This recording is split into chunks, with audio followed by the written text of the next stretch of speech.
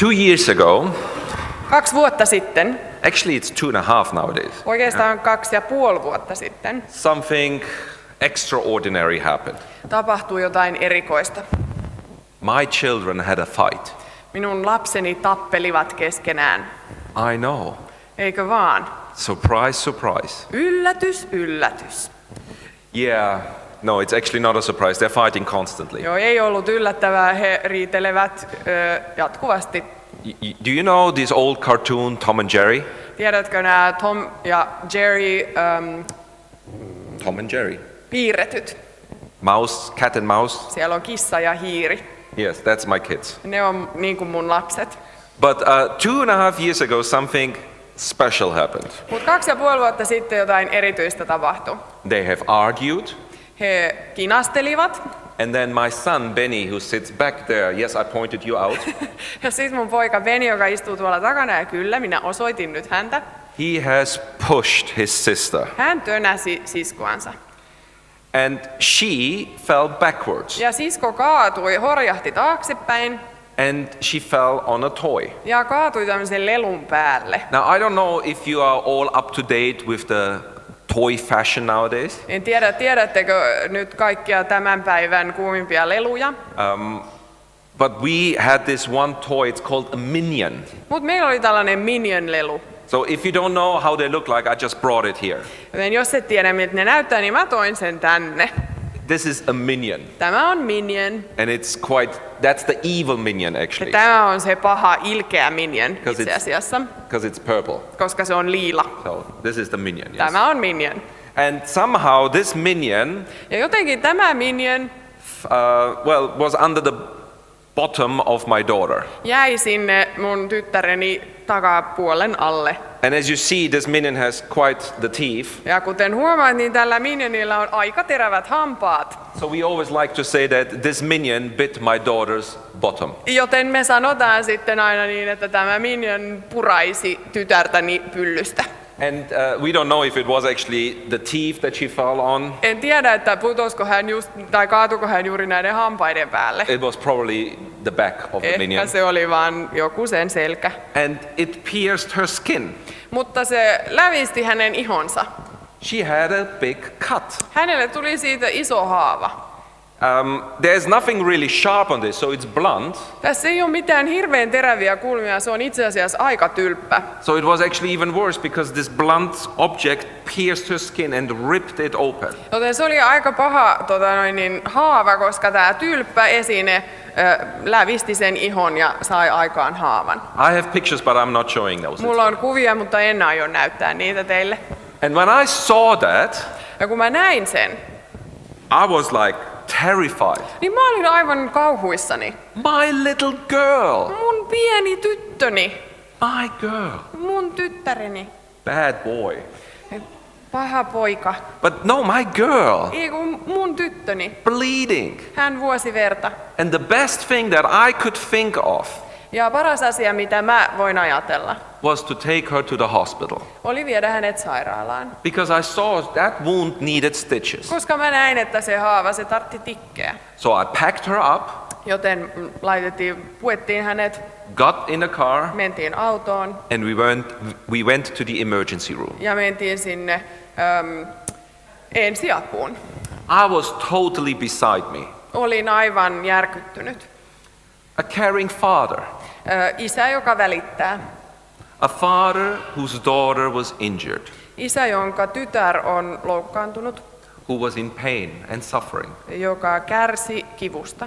And I could do nothing to relieve her pain. Enkä mä voinut tehdä mitään helpottaakseen hänen oloaan. The best I could do Paras mitä mä voin tehdä is to bring her to somebody who could help her. oli viedä hänet sellaisen henkilön luo, joka osaa häntä auttaa. To a doctor. Lääkäriin.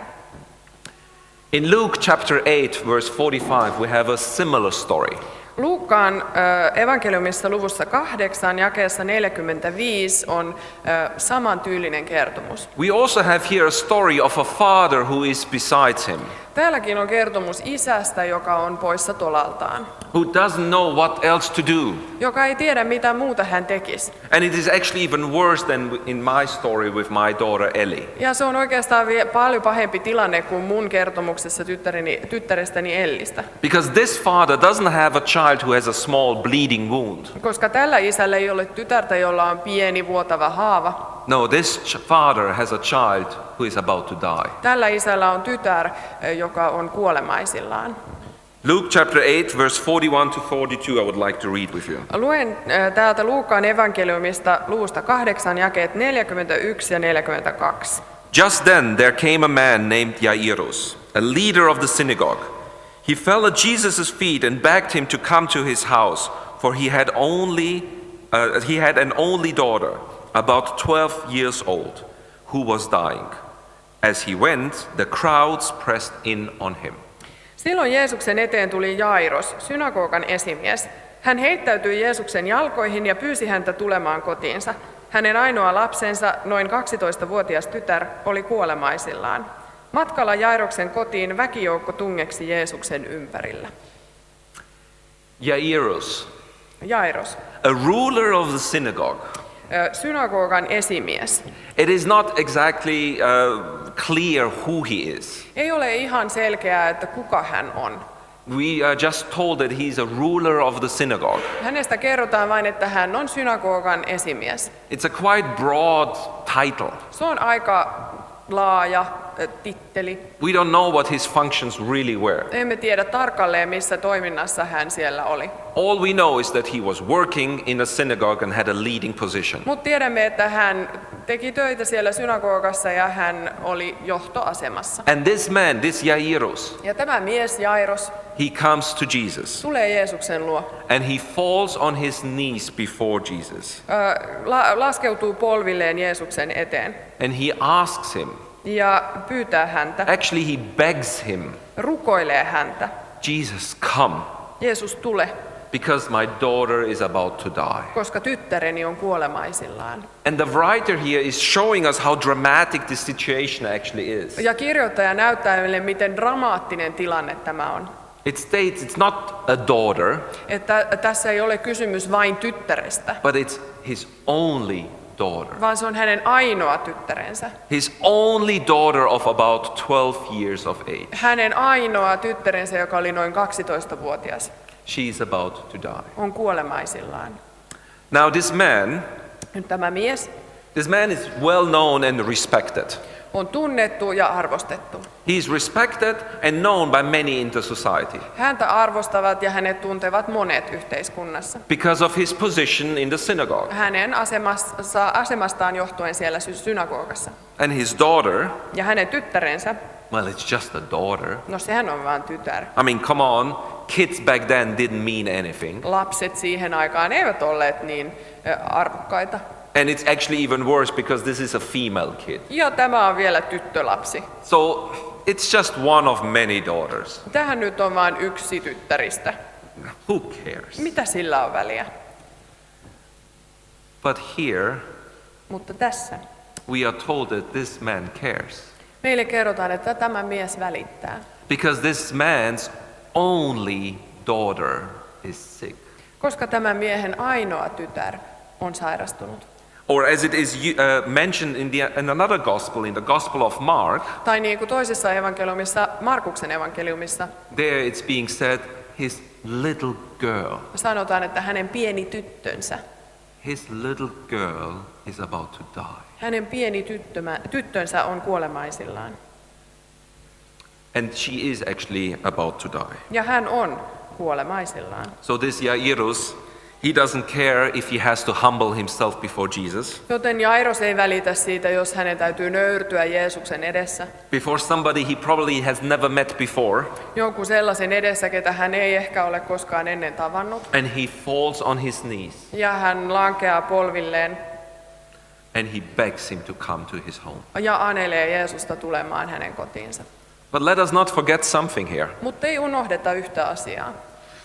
He was a leader of a synagogue. Hän oli synagogan johtaja. And we know that Jesus and the leaders of synagogues, not always agreed on many topics. Ja tiedämme, että Jeesus ja synagogan johtajat eivät aina olleet samaa mieltä kaikista asioista. The leaders of synagogues usually used to be also Pharisees. Synagogan johtajat olivat yleensä fariseuksia. And the Pharisees and Jesus, well, there was some tension between Ja them, right? fariseukset ja Jeesus, no heidän välillä oli vähän kitkaa, eikö ollutkin? So we actually have here a guy Joten tässä on mies from the other party, sieltä toisesta osapuolesta, the enemy, sieltä vihollispuolelta.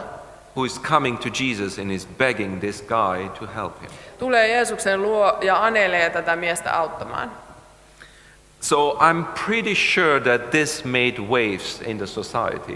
Tämä varmasti tuotti puheita ja aaltoja siellä yhteiskunnassa. People surely knew about these conflicts between Jesus and the Pharisees. Varmasti ihmiset olivat tietoisia tästä konfliktista Jeesuksen ja fariseusten välillä. They have experienced it. He oli kokeneet sen. And now one of them is coming and falling on his knees before Jesus. Ja nyt yksi heistä tulee ja heittäytyy Jeesuksen jalkoihin. So this surely must have caused a quite surprising scene. Varmasti tämä oli hyvin yllättävä tilanne. Because remember, there was so many people around them that they pressed on him. Koska muistatko, siellä oli niin paljon ihmisiä, että he tungeksi heidän ympärillä. But Jesus is deciding to go to this man's house. Mutta Jeesus päättää lähteä tämän miehen kotiin. So he makes his way to Jairus' house. Joten hän on matkalla Jairoksen kotiin. But there's a problem. Mutta on ongelma. There are so many people around them. Heidän ympärillään on niin paljon ihmisiä. So many people that the path to where he needs to go is being blocked. Niin paljon ihmisiä, että se tie, jota hänen pitäisi kulkea, se on tukossa. So many people that they almost crush on Jesus and with the people around him. Niin paljon ihmisiä, että he oikein änkee sinne Jeesusta ja niitä muita ihmisiä vasten. It's actually quite a tragic situation. Se on oikeastaan aika traaginen tilanne. This little, only 12-year-old girl is about to die. Tämä pieni ainoa 12-vuotias tytär on kuolemaisillaan. The father is looking for help. Isä etsii apua. He finally finds somebody who he thinks that could help. Viimein hän löytää jonkun, josta hän ajattelee, että tämä henkilö voisi häntä auttaa. He finds Jesus, Hän löytää Jeesuksen, but he can't come immediately because there are too many people around. mutta Jeesus ei pääse lähtemään matkaan, koska ihmisiä on ympärillä liikaa. So he slowly tries to go there. Joten hän to the hitaasti yrittää päästä sitä kotia kohti. And then, as it always is, right? Ja niin kuin aina tapahtuu, Another problem follows. toinen ongelma seuraa. Something else is happening. Jotain muuta tapahtuu. Suddenly, a woman is being mentioned. Yhtäkkiä meille kerrotaan naisesta. A woman who has been sick for 12 years. Nainen, joka on ollut sairaana 12 vuotta. She sneaks up on Jesus and squeezes through the crowd. Hän hiipii sinne Jeesuksen luokse ja tulee sinne sen väkijoukon keskeltä. And she touches the hem of Jesus' cloth. Ja koskettaa Jeesuksen viitan tupsua. And in that moment, her illness disappears. Ja sillä hetkellä hänen sairautensa katoaa. Verse 43 and 44. Jakeet 43 ja 44. Now there was a woman who had been suffering from hemorrhages for 12 years. And she thought she had spent, and though she had spent all she had on physicians, no one could cure her. She came up behind him and touched the fringe of his cloth. And immediately her hemorrhage stopped. Siellä oli myös nainen, jota 12 vuotta oli vaivannut verenvuoto. Hän oli kuluttanut kaikki varansa lääkäreihin, mutta kukaan ei ollut kyennyt parantamaan häntä. Hän tuli Jeesuksen taakse ja kosketti hänen viittansa tupsua, ja verenvuoto lakkasi heti. This illness of this woman Tämän naisen sairaus was not just a cold or a cough. ei ollut pelkkä flunssa tai yskä. No, it was enormously dramatic. Se oli mielettömän vakava. Dramatic for her as a woman Se oli dramaattinen ja vakava hänelle naisena. and destructive for her whole life. Ja se oli erittäin tuhoava hänen koko elämäänsä. She has been bleeding for 12 years. Hänellä oli verenvuotoa 12 vuotta. And no, it's not just a little wound that she has been bleeding from. Eikä tässä nyt ole kysymys jostain pienestä haavasta, It had to do with her gender. vaan siinä oli kysymys hänen sukupuolestaan. It had to do with her sexuality, Siinä oli kysymys hänen seksuaalisuudestaan, with her menstruation. hänen kuukautisistaan. 12 years. 12 vuotta. 12 years she has suffered from this. 12 vuotta hän oli kärsinyt tästä. And you see, some Bible commentators here argue, Ja jotkut Raamatun kommentaattorit tässä väittää, and we can maybe later on check with Johannes if the Greek interpretation is correct. voimme vielä myöhemmin kysyä Johannikselta, että onko tämä kreikan tulkinta But they oikeassa. argue and say that the Greek word that is being used here, Mutta se väite on se, että tämä kreikankielinen sana, jota tässä käytetään, this for a certain period of time, joka merkitsee sitä, että kuinka kauan, in Greek it's apo, kreikaksi apo, that it means that it has never stopped. tarkoittaa sitä, että tämä verenvuoto ei koskaan lakannut. So not that she has just bleeded for 12 years, but she has bleeded and it never stopped. Et ei niin, että hän tiettyjä ajanjaksoja sen 12 vuoden aikana vuosi verta, vaan että hän vuosi verta 12 vuotta putkeen. So it's not the same way as we would say, well, I have gone to school for 8 years. Et ei niin kuin me sanotaan, että mä oon käynyt koulua 8 vuotta. But we all know that in those 8 years I'm not going constantly all the moment to school. Mutta kaikki tiedämme, että en mä nyt joka hetki niiden 8 vuoden aikana istu koulussa. But here that it means constantly, without interruption. Mutta tässä tarkoitetaan sitä, että jatkuvasti ilman keskeytyksiä. So she suffered from bleeding for 12 continuous years. Eli hän kärsi verenvuodosta 12 jatkuvaa vuotta. If that is how it is supposed to be understood, Ja jos tämä tulee ymmärtää näin, it means that this woman, se tarkoittaa, että tämä nainen, apart from the physical pain and discomfort of But- continuously bleeding, paitsi että se oli epämiellyttävää ja kivuliasta fyysisesti, she never had a chance in that culture and in that time siihen aikaan ja siinä kulttuurissa hänellä ei ikinä ollut mahdollisuutta to have a normal life. elää normaalia elämää.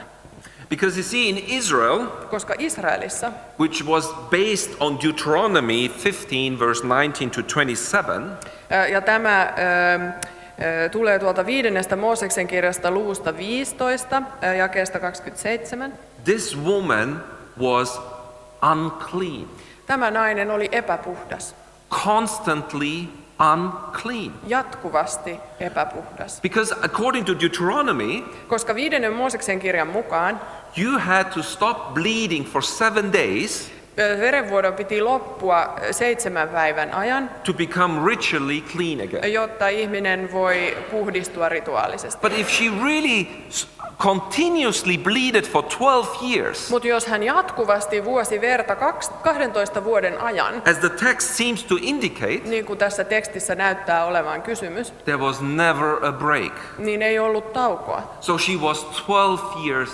spiritual, ritual, unclean. Joten hän oli 12 vuotta rituaalisesti epäpuhdas. We don't know if this woman was married or not. Emme tiedä, oliko hän naimisissa. It's not being said. Ei meille kerrota.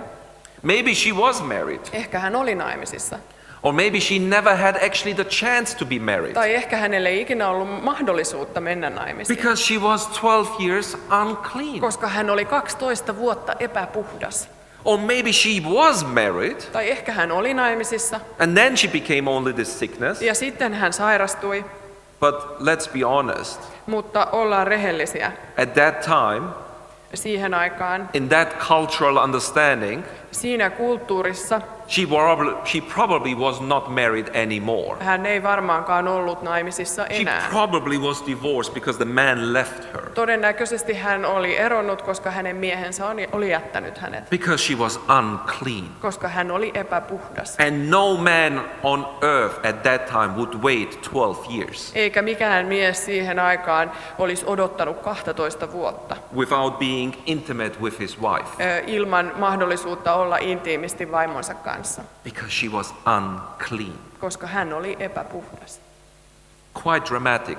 Aika dramaattista. Her life was miserable. Hänen elämänsä oli surkeata. Apart from the physical pain, Varmasti fyysisesti kivuliasta, her social status was the lowest of the lowest mutta hänen sosiaalinen statuksensa oli kaikkein alhaisin, because she was unclean. koska hän oli epäpuhdas.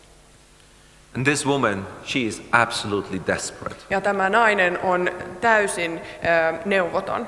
She has tried everything. Hän on epätoivoinen, hän on yrittänyt kaikkea. She has been to the doctors. Hän on ollut lääkäreiden luona. She has spent her money. Hän on käyttänyt rahansa. And it did not help. Eikä siitä ollut apua. But you see, culturally, we know that there's more than just doctors at that time. Mutta tiedämme sieltä sen ajan kulttuurista, että oli muutakin kuin lääkäreitä. We know that there were also rabbinical cures Oli tällaisia rabbiinisia hoitokeinoja for this problem of bleeding. tähän verenvuodon ongelmaan, Because they are mentioned in the Talmud. koska Talmudissa meille niistä kerrotaan. And they're quite strange. Ne on aika omituisia. And I would like to read some of those to you. Haluaisin lukea niitä teille. So if you, as a rabbi, would meet a woman who has suffered from this kind of bleeding, Jos rabbi tapasi tällaisen naisen, joka kärsi verenvuodosta, there are certain things that you could try to cure it. niin on joitain asioita, joita voisi kokeilla sitä parantaakseen. And one of the things is Ja yksi näistä on, take 3 vessels full of Persian onions, ota 3 astiaa täynnä persialaisia sipuleita. boil them in wine, Keitä ne viinissä and give it to her to drink. ja anna hänen juoda se. If that doesn't work, Jos ei se auta, set her as a crossroads, aseta hänet tiehaaraan. and she shall take a cup of wine, Ja hänen tulee ottaa kuppi viiniä. and some person shall come from behind her and scare her. Ja jonkun pitää tulla sinne hänen taaksensa ja säikäyttää hänet. And he should scream at her and say, Ja hänen pitää huutaa stop discharging your effluvia. ja sanoa, että lopeta vuotaminen. And if that doesn't help, Ja jos se ei auta, bring her a handful of bunna or cumin tuo hänelle kourallinen kuminaa and a handful of saffron ja kourallinen sahramia and a handful of fenugreek ja kourallinen sarviapilaa. and boil them in wine. Ja keitä ne viinissä. By the way, do you recognize a trend here? Huomaatteko, tässä on tällainen systemaattinen toisto. There's a lot of wine involved. Tässä on kysymyksessä. Tässä käytetään paljon viiniä. But yes, so boil it in wine Joka tapauksessa nämä keitetään viinissä. and give it to her to drink. Annetaan hänelle juotavaksi. And while she drinks, say to her, Ja sillä aikaa kun hän juo, niin sano hänelle, cease thy discharge. lopeta vuotaminen. If that doesn't help, Jos se ei auta, let someone dig 7 pits jonkun pitää kaivaa 7 kuoppaa and burn young shoots of wines that are orla ja polttaa viinikynnysten nuoria versoja, jotka ovat orla in those pits. näissä kuopissa. Put a cup of wine in her hand. Laittaa kupillinen viiniä hänen käsiinsä. Pick those things up from that pit. Ottaa ne palaneet asiat sieltä kuopasta. And, actually, sorry, I misunderstood. Put her in the pit Eli siis se menikin näin, että hänen pitää olla siellä kuopassa. with that cup of wine. Hänellä on se kuppi viiniä. Then take her out from that pit, put her in the next pit, Sitten hänet otetaan sieltä kuopasta ja laitetaan seuraavaan kuoppaan. and then into the next pit. Ja sitten seuraavaan kuoppaan. And each time say to her, Ja joka kerta sano hänelle, stop expelling your discharge. lopeta verenvuoto. And if that does not work, Ja jos se ei auta, one shall bring fine flour niin pitää tuoda tällaista hienoa jauhoa. and put it on the lower part of her body Laittaa sitä hänen alavartaloonsa. and say to her, stop discharge. Ja sanoa hänelle, että lopeta verenvuoto. And if that doesn't work, Ja jos se ei auta, one should bring an ostrich egg, niin täytyy tuoda strutsin muna, burn it, polttaa se, put the ashes Laittaa- in linen clothes, laittaa nämä tuhkat puuvilla vaatteisiin, but only in summer, mutta vain, ei vaan pellava vaatteisiin, mutta vain kesällä. and in winter it should be cotton clothes, Ja talvella puuvilla vaatteisiin. and then she should carry that. Ja sitten hänen tulee kantaa sitä. If that does not help either, Ja jos tämäkään ei auta, one should open a barrel of wine pitää avata viinitynnyri because the cups are not enough anymore. koska nyt ei kupit enää riitä. We need now a full barrel. Nyt tarvitaan tynnyri. And she needs to drink it. Ja se hänen täytyy juoda. And if that doesn't help, Mutta jos sekään ei auta, one is to hold a barley corn täytyy pitää kädessä tällaista ohran jyvää, found in the dung of a white ass. joka on löytynyt valkoisen aasin lannasta. If she holds this corn for one day, Ja jos hän pitelee tätä jyvää 1 päivän ajan, then her discharge will disappear for 2 days. niin hänen verenvuotonsa loppuu 2 päiväksi. If she holds it for 2 days, Jos hän pitelee sitä 2 päivää, it will cease for 3 days. niin se loppuu 3 päiväksi. And if she holds it for 3 days, Ja jos hän pitelee sitä 3 päivää, it will cease forever. niin se verenvuoto loppuu ikuisesti. We don't know if she has followed these rules. Emme tiedä, onko hän noudattanut näitä sääntöjä. If she has done these healing procedures, Jos hän on tehnyt tällaisia parannuskeinoja, but most likely she has, mutta todennäköisesti hän on, because she was desperate. koska hän oli epätoivoinen. So anything that could help, she probably tried. Mutta todennäköisesti hän on kokeillut kaikkea, mikä voisi auttaa. And it's terrible, isn't it? Se on aika kauheata, eikö ole?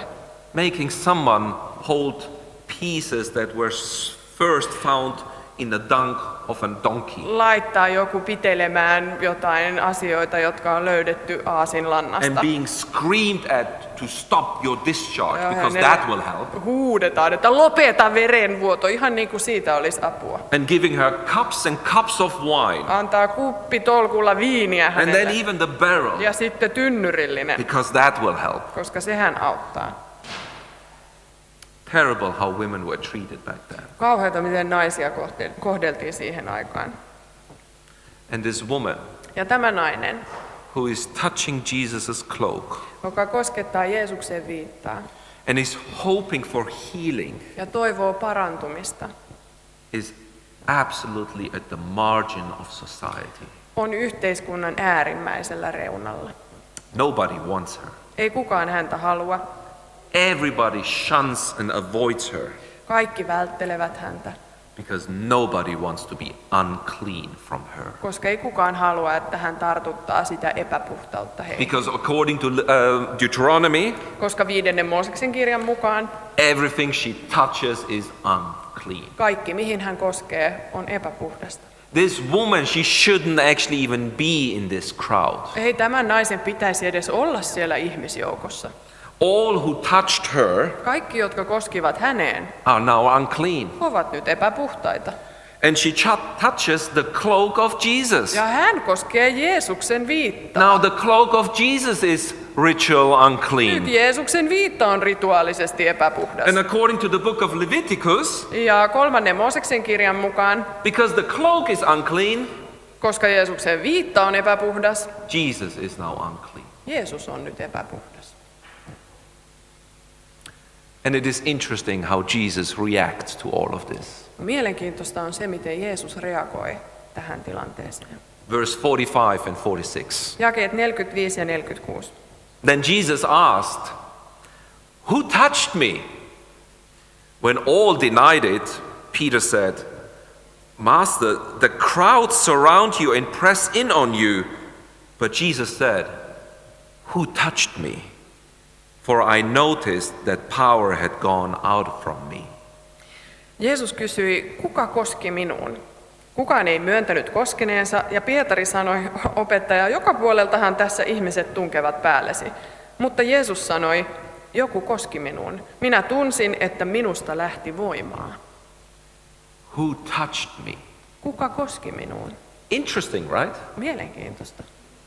I mean, a little earlier in this Gospel of Luke, Hiukan aikaisemmin tässä Luukkaan evankeliumissa, just a couple of pages before, pari sivua aikaisemmin, in Luke chapter 6, verse 19, luvussa 6 jakeessa it 19. says there, "And all in the crowd were trying to touch him," Jesus, for power came out from him and healed all of them. Siellä sanotaan, että jokainen yritti väentungoksessa päästä koskettamaan häntä, sillä hänestä lähti voimaa, joka paransi kaikki. People wanted to touch him Ihmiset halus koskettaa häntä constantly. jatkuvasti. And Jesus is asking, who touched me? Ja Jeesus kysyy, että kuka koski minuun? Strange, isn't it? Merkillistä, eikö ole? I mean, what does Jesus mean by this? Mitä hän oikein tarkoittaa tällä? Does Jesus not know who touched him? Eikö Jeesus tiedä, kuka häneen koski?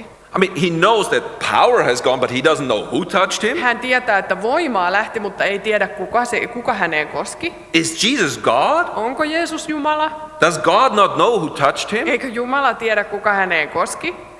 What is Jesus trying to do here? Mitä Jeesus yrittää tehdä? Of course Jesus knows who touched Totta him. kai Jeesus tiesi, kuka häneen koski. Many people touched him Monet ihmiset koski häneen, because they wanted to be healed. koska he halus parantua. And in Mark chapter 6, 55 to 56, we are actually told that it worked. Ja Markuksen evankeliumisluvussa 6 jakeessa 55 ja 56 meille kerrotaan, että se toimi. People touched Jesus and got healed. Että ihmiset koski Jeesusta ja he parantui. It happened all the time. Sitä tapahtui ihan koko ajan. But Jesus only stopped here. Mutta Jeesus pysähtyi vain tässä. Only in this situation he stopped. Vain tässä tilanteessa hän pysähtyy And he asked, ja kysyy, who touched me? kuka koski minuun? Why? Miksi? With all the others that ever have touched Jesus, Kaikki ne muut, jotka joskus on Jeesukseen koskenut, he never stopped and asked. hän ei koskaan pysähtynyt ja kysynyt.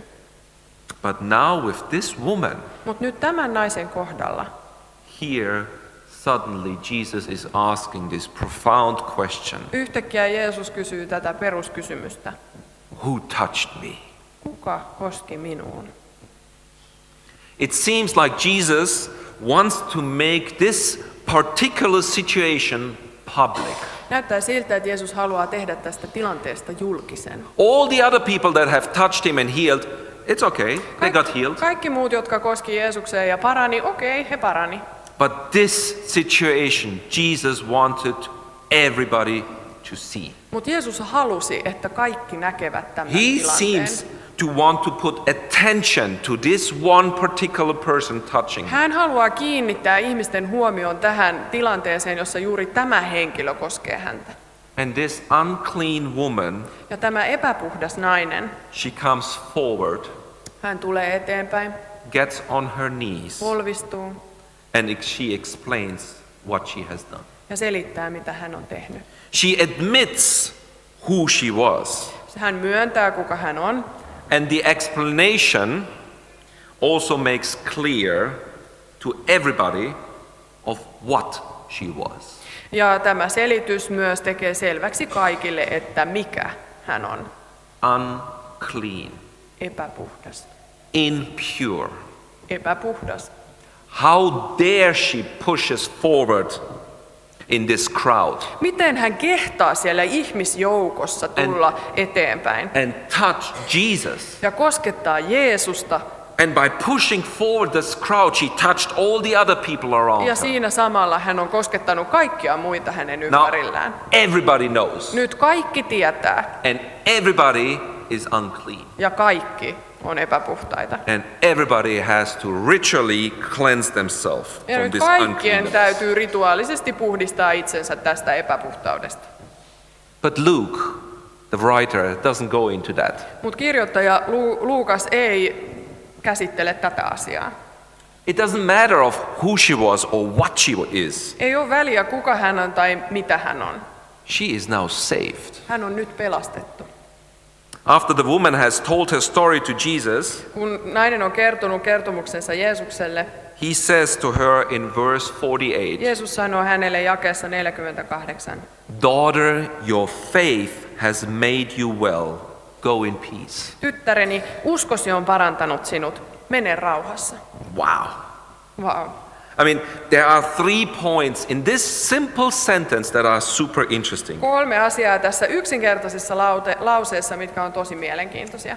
It is a shame that in the English we have actually a poor translation. On harmi, että englanniksi tästä on aika huono käännös.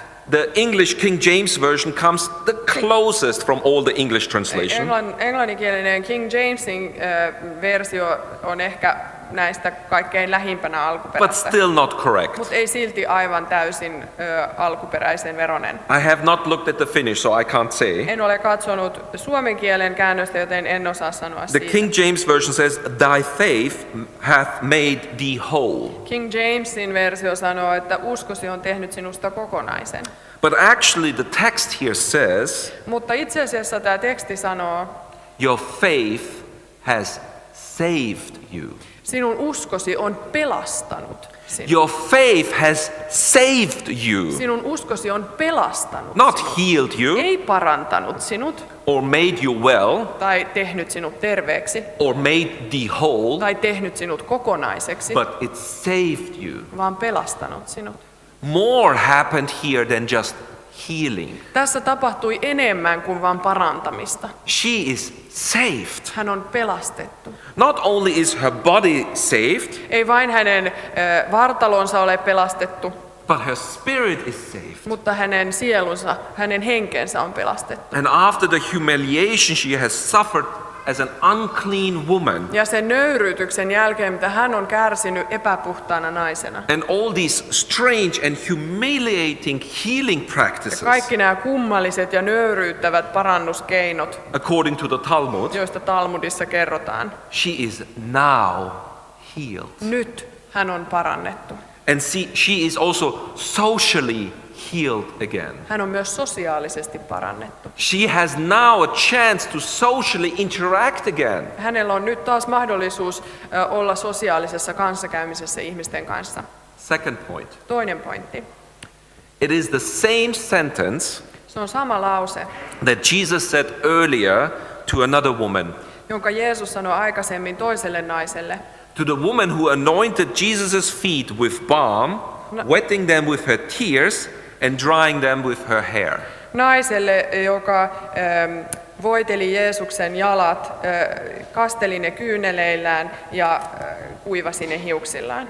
And it's in Luke chapter 7 verse 50. Se on Luukaan luvussa 7 jakeessa 50. And he says to this woman, "Your faith has saved you. Jeesus sanoo tälle naiselle, uskosi on pelastanut sinut. Go in peace." Mene rauhassa. Funny that here actually it's being translated correctly Hauska, from the että Greek. tässä luvussa 7 se on käännetty ihan oikein. And we know that in this particular story, Jesus has forgiven this woman her sins. Ja tiedetään, että tässä kertomuksessa Jeesus on antanut anteeksi hänen syntinsä. And everybody was wondering, how could Jesus forgive someone's Ja sins? kaikki ihmettelee, että miten Jeesus voi antaa anteeksi syntejä. And then Jesus says, "Your faith has saved you. Go in peace." Ja sitten Jeesus sanoo, että uskosi on pelastanut sinut, mene rauhassa. So maybe this is a hint for us Ehkä tässä on meille vinkki, that this woman with the bleeding illness, että tämä nainen tämän verenvuototaudin kanssa, that in this story it maybe also has something to do with forgiving of sins. ehkä tässäkin kertomuksessa on syntien anteeksiannosta kysymys. Third point. 3. pointti. Jesus says the same sentence, Jeesus sanoo saman lauseen, but he adds one word, mutta lisää yhden sanan. daughter. Tyttäreni.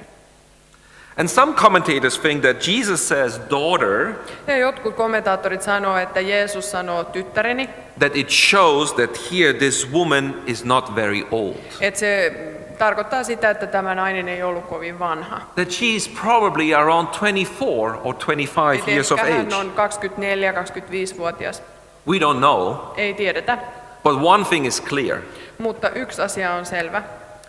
Jesus doesn't call anyone else in the whole 4 Gospels daughter. Koko 4 evankeliumin aikana ei ole ketään muuta, ketä Jeesus kutsuu tyttäreksi. And that shows suddenly a relationship between Jesus and this woman. Mikä tuo esille tällaisen erityisen suhteen Jeesuksen ja tämän naisen välillä. A relationship like a father has with his daughter. Isän ja tyttären suhde. looking after the welfare of that person. jossa pidetään toisesta huolta. But it also reminds all of us of something at this point. Mutta se myös muistuttaa meitä, Haven't we forgotten something? että unohdettiinko me jotain. Daughter? Tytär. Of course! No tietenkin. Wasn't Jesus on the way to go and heal a daughter? Eikö Jeesus ollut matkalla parantamaan tytärtä? And just in that moment Ja siinä hetkessä comes the bad news. saapuu huonot uutiset. Verse 49. Jae 49. While he was still speaking, someone came from the leader's house to say, "Your daughter is dead. Do not trouble the teacher any longer." Hänen vielä puhuessaan tuotiin synagogan esimiehelle kotoa sana, tyttäresi on kuollut, älä enää vaivaa opettajaa. Wow. Wow. All that for nothing. Kaikki tämä eikä tuloksena ollut mitään. You know, when I was reading the stories, I was wondering what was going through Jairus' head. Ja kun mä luin tätä, niin mä ajattelin, että mitä mahtoi tapahtua Jairuksen ajatuksissa tässä You know, kohtaa. this man, he was going there to find Jesus, Hän meni sinne etsimään Jeesusta, humbling himself, nöyrtyi Jeesuksen edessä, asking, begging this man to come and heal his daughter. pyysi ja anoi tätä miestä tulemaan parantamaan hänen tyttärensä. There is a glimpse of hope because he's making his way to his home. Toivon kipinä syttyy, kun Jeesus lähtee kulkemaan hänen kotia kohti. But then this other woman suddenly shows up. Mutta sitten sinne ilmaantuu tämä nainen, And Jesus stops and asks, "Who touched me? ja Jeesus pysähtyy ja kyselee, että kuka minun koski, Why is that daughter allowed to live? miksi tuo tytär saa elää, But my daughter is now dead." mutta minun tyttäreni on kuollut. Maybe something like this he thought. Ehkä hän ajatteli jotain tällaista. And it's just like Jesus would hear those thoughts of Ja Jairus. ihan niin kuin Jeesus kuulisi nämä Jairuksen ajatukset, And he speaks to him ja hän sanoo in verse 50, jakeessa 50, "Do not fear. älä pelkää, Only believe and she will be saved." usko, niin hän pelastuu. And again, it's the word saved. Ja taas siellä käytetään sitä sanaa pelastuu. Not healed, Ei parantuu, but saved. vaan pelastuu. And Jesus goes into the house. Jeesus menee sinne kotiin, He takes 3 of his disciples with him ottaa 3 opetuslasta mukaan and the 2 parents. ja ne vanhemmat.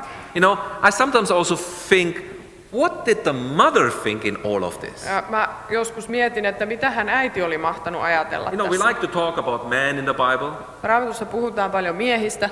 but what about the mother? Mitä hän äiti ajatteli? He takes both parents into that room, Jeesus ottaa molemmat vanhemmat sinne mukaan. and there are already others weeping and wailing, Ja siellä on jo muita, jotka itkevät ja surevat and wailing, it means to beat yourself. ja valittivat. Se tarkoitti, että he löi itseään, It's like beating your chest because of the pain that you have. niin kuin hakkasivat rintaansa sen kivun takia. And you want to distract that inner pain with some physical pain. Kun se sisäinen kipu, sitä halutaan häiritä ulkoisen kivun kautta. 52, 53. Jakeet 52 ja 53. They were all weeping and wailing for her, but he said, "Do not weep, for she is not dead but sleeping." And they laughed at him, knowing that she was dead. Kaikki itkivät ja valittivat tytön kuolemaa, mutta Jeesus sanoi, älkää itkekö, ei hän ole kuollut, hän nukkuu. Strange, isn't it? He nauroivat hänelle, koska tiesivät, että tyttö oli I kuollut. mean, we have here a situation that is absolutely sad and serious. Eikö se ole kummallista, että tässä on näin vakava tilanne, Somebody is dead. joku on kuollut, And people suddenly start laughing at Jesus? ja ihmiset alkaa nauraa Jeesukselle. It is rather to be understood that they were mocking him for what he just said. Tämä pitäisi ymmärtää sellaisena pilkkana, Because what he said was so absurd for them. koska se mitä hän sanoi oli niin absurdia. So they weren't really laughing, but mocking him. Eli ei he vaan nauranut, vaan he pilkkas. And I read the story and I wonder how? Ja mä luen tämän kertomuksen ja mietin, että miten? How is that possible? Miten tämä on mahdollista? Why does this happen? Why are they mocking him? Miksi tämä tapahtuu ja miksi he pilkkaa häntä? They all must have heard what happened just before. Varmasti he oli kuullut, mitä just oli tapahtunut. About all the miracles that Jesus did. Kaikista ihmeistä, mitä Jeesus oli tehnyt. That's why there was actually a big crowd around Jesus. Siksi Jeesuksen ympärillä oli suuri joukko ihmisiä. Because they have heard of the miracles that he has done. Koska he oli kuulleet niistä hänen tekemistä ihmeistä. They wanted to get to know this man. He halusivat tutustua tähän mieheen. And they heard of the miracles that just happened couple of verses before. Ja he kuuli niistä ihmeistä, mitkä oli ihan pari jaetta tätä ennen tapahtunut. In chapter 7 verse 11 to 17, Luvussa 7 jakeet 11-17. we have the story of the young man who was raised from being dead Siellä on kertomus nuoresta miehestä, joka herätettiin kuolleista. in the city of Nain. Siellä Nainin kaupungissa. Why do they mock Jesus? Minkä takia he pilkkaa Jeesusta? Well, maybe they are not understanding. Ehkä he ei ymmärrä. As his own disciples did not understand later on. Niin kuin opetuslapsetkaan ei myöhemmin ymmärtäneet. When Jesus later on explains that Lazarus is not dead, but he's asleep. Kun Jeesus selittää myöhemmin, että Lasarus ei ollut kuollut, vaan nukkuu. And they don't understand that Jesus calls it sleep. Eikä he ymmärrä, että Jeesus kutsuu sitä uneksi. That for Jesus death does not exist. Että Jeesukselle kuolema ei ole olemassa. It's not an obstacle. Se ei ole este. For him death is like being asleep. Hänelle kuolema on niin kuin uni. And one needs only to be awoken. Ja siitä pitää vaan herättää. And Jesus goes to the girl, Jeesus menee sen tytön luokse, takes her hand ottaa hänen käteensä and calls out, ja sanoo kuuluvalla äänellä, "Child, get up." tyttö, nouse. And then it says her spirit returned in verse 55. Her spirit returned and she got up at once. Then he directed them to give her something to eat. Ja jakeessa 55 sanotaan, silloin henki palasi tyttöön, hän nousi heti jalkeille ja Jeesus käski antaa hänelle syötävää. I think it's quite amazing. Mun mielestä on ihmeellistä. Her body obeyed the words of Jesus. Hänen kehonsa totteli Jeesuksen sanaa. Jesus said, "Get up." Jeesus sanoi nouse And immediately she jumped up. ja saman tien hän nousi. Jesus is truly the master over death. Jeesus on selvästi kuolemankin Herra. His word is powerful. Hänen sanansa on voimakas. Jesus spoke and the molecules in her body obeyed. Jeesus puhui ja hänen kehonsa molekyylit tottelivat. Her cells obeyed. Hänen Cells. solunsa tottelivat. They woke up Ne heräsivät and she woke up ja hän heräsi. because Jesus said, "Child, get up." Koska Jeesus sanoi nouse. And then Jesus tells the child to eat. Ja sitten Jeesus käskee lapsen syödä. Of course. Tietenkin. Because you see, spirits, ghosts, they don't eat. Koska henget tai aaveet eivät syö. So if there is anybody in this room who doubts that this is really that girl, Joten jos tässä huoneessa on joku, joka epäilee, että oliko se oikeasti tämä tyttö, only real people eat food. vain oikeat ihmiset syö ruokaa. So give that girl food because she is real. Joten antakaa hänelle ruokaa, koska hän on todellinen. She is alive. Hän elää. And Jesus proves to everyone here Ja Jeesus osoittaa kaikille, that he is the master of life. että hän on elämän Herra. You see these two female characters in this story, Nämä kaksi naishenkilöä tässä kertomuksessa. they have a lot in common. Heillä on paljon yhteistä. This woman suffers from her illness for 12 years. Tämä nainen kärsii sairaudestaan 12 vuotta. At 12 years of age, this girl dies of an illness. Ja 12-vuotiaana tämä tyttö kuolee sairauteen. At 12, she was just at the verge of becoming a woman. 12-vuotiaana hän oli naiseksi tulemisen kynnyksellä. At 12, around 12, between 12 and 14, that's when they usually had the first period. 12-vuotiaana voisi olla, että hän voisi saada ensimmäiset kuukautiset. And then there would be a woman. Ja sitten hänestä tulisi nainen. So she was just at the verge of having a first time her period. Hän oli siellä juuri ehkä saamassa ensimmäiset kuukautisensa. And the other one suffered from 12 years of that. Ja se toinen kärsi siitä 12 vuotta. One would have become a woman, Toisesta olisi just tulossa nainen. the other one was not allowed to be a woman Toinen ei saanut olla nainen. or able. Tai ei voinut olla. One died before she was allowed to be a woman, Toinen kuoli ennen kuin hän sai kokea olevansa nainen. The other one was as a woman dead for 12 years. Toinen oli naisena kuollut 12 vuoden ajan.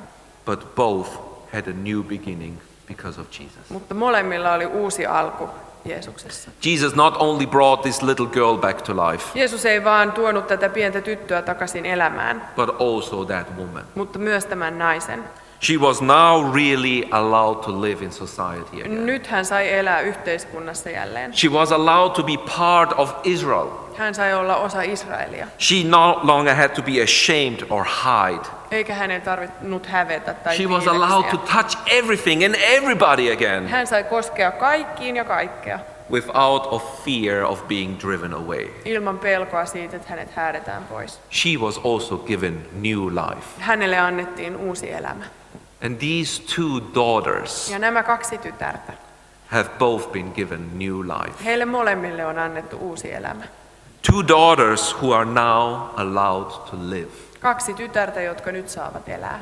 What a God. Mikä Jumala? What a Messiah. Mikä Messias? Jesus gives lives and frees the socially weak. Jeesus antaa elämän ja vapauttaa sosiaalisesti köyhät. And this woman is being called daughter by Jesus. Ja tätä naista Jeesus kutsuu tyttäreksi.